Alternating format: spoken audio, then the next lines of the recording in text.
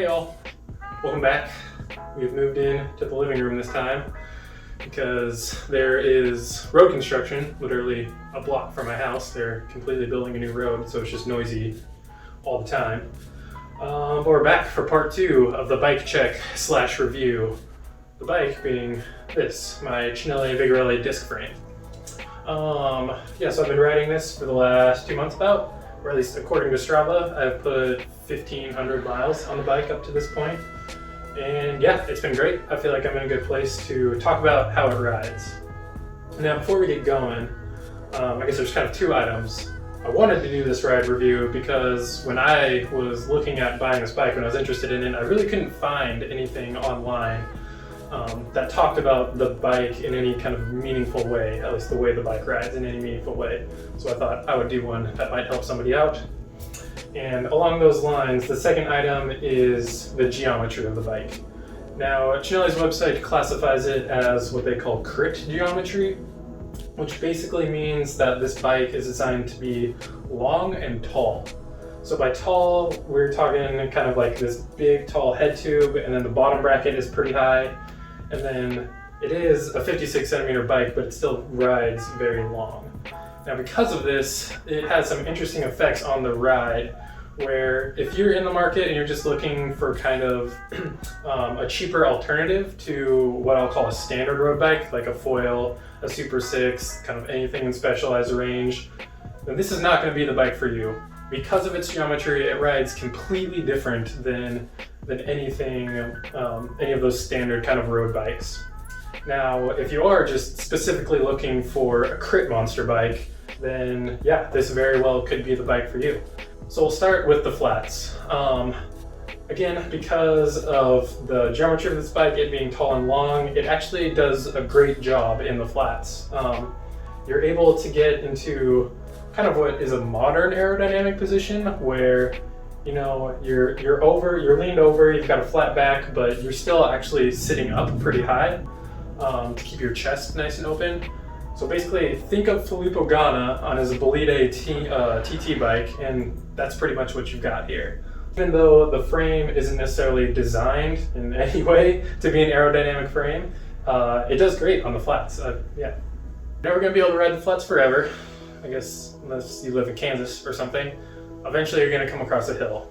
We're going to get it out of the way early. This bike is a little bit of a pig. Now, I mean, it's a steel frame, and even though the fork is carbon, it still weighs like 22 and a half pounds. Now, despite that, I've been pleasantly surprised at how well this thing climbs, and I think it's again due to kind of that tall geometry on it.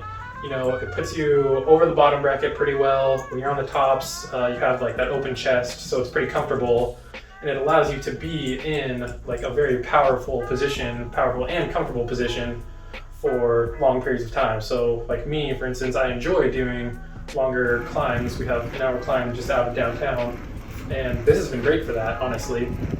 And yeah, like I said, it's not going to go uphill quickly, but I think you'll find that it will be comfortable and is downright enjoyable to ride up the climbs.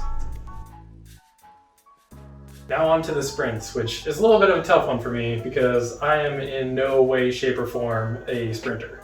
I mean, I'm not the best in Idaho, definitely not the best in Boise, and to be honest, I'm probably not even the best sprinter in my neighborhood. So for me, this thing has been great. I mean, it has the triple-butted steel tubing, so I mean, the tubes are plenty stiff, and Cinelli has been making bikes since the early 1900s, so they know how to make a stiff bottom bracket. The welds are great. And especially paired with these hi-fi LP rims, that just means that the whole back wheel system is super stiff. So when I do jump on the pedals and go to sprint, it is perfectly responsive. I think again, because of the weight, it's not the quickest accelerating bike out there. But if you're in a crit, for example, and you're coming through corners with a lot of speed, and you're jumping on the pedals to get back up to speed outside of the corner, I mean, I think you'll find that this bike does that great, and it feels really good while you're doing it. Like the power input just feels great. So cornering, this is kind of the big one, right? I mean, this is the reason the bike exists, to be a crit racing machine. A lot of that, I think, just comes with the tall bottom bracket. The idea being that you'll be able to just sort of pedal through all corners while you're racing. My reasoning for this bike was that while it might not go up bogus very quickly, it's going to come down super fast. And that's actually been my experience so far.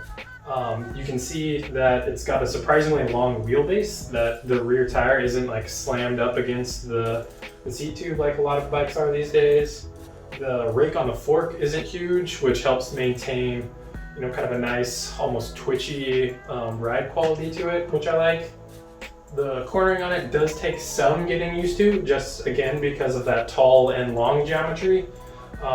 When you're leaning over, your kind of pivot point is a lot higher than with the standard road bike, so it feels a little different, but it still keeps your center of gravity very much in the middle of the bike.